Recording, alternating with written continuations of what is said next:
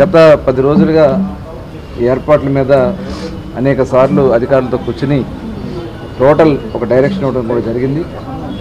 మరి వచ్చేటటువంటి భక్తులకి ఎక్కడ ఎటువంటి ఇబ్బంది రాకుండా ఉండాలని, అలాగే అక్కడ తయారు చేసే ప్రసాదాల దగ్గర నుంచి దర్శనాల దగ్గర నుంచి ప్రజలకి ఒక మంచి అనుభూతిని కల్పించాలనే ఉద్దేశంతో అన్ని ఏర్పాట్లు కూడా చేయడం జరుగుతుంది.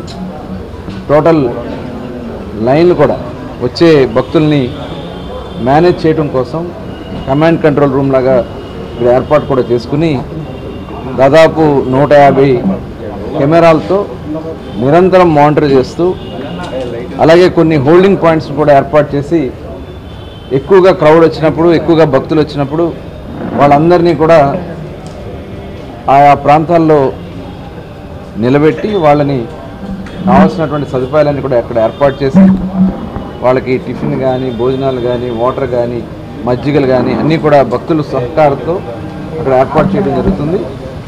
అక్కడి నుంచి దశల వారీగా క్యూ లైన్లు అక్కడ ఉన్నటువంటి కెపాసిటీని బట్టి వాళ్ళందరూ కూడా దర్శన కార్యక్రమం చేయడానికి అన్ని ఏర్పాట్లు చేయడం జరుగుతుంది. అలాగే ప్రసాదాల క్వాలిటీలో కూడా ఎక్కడా లోటు రానివ్వకుండా టోటల్ మొత్తం కూడా పర్యవేక్షణ చేయడం జరుగుతుంది.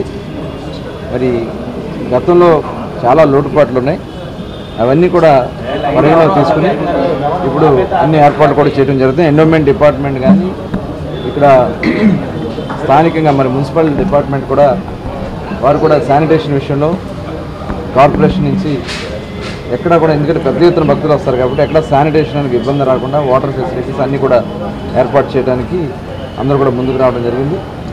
ఎంతమంది భక్తులు వచ్చినా ఇబ్బంది లేకుండా దర్శన భాగ్యాలు కల్పిస్తూ, అట్లాగే ఇక్కడ ఎటువంటి ఇబ్బంది రాకుండా చేయాలనే లక్ష్యంతో ఈ కార్యక్రమాన్ని నిర్వహించడం జరుగుతుంది.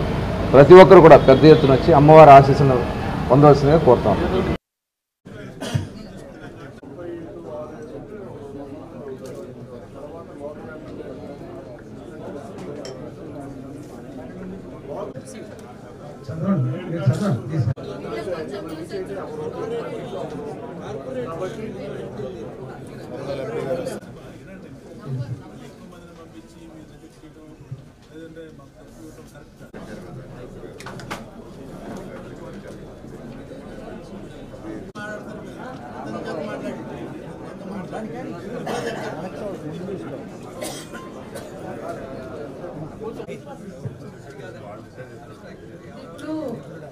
Different categories of people recommend చేస్తారని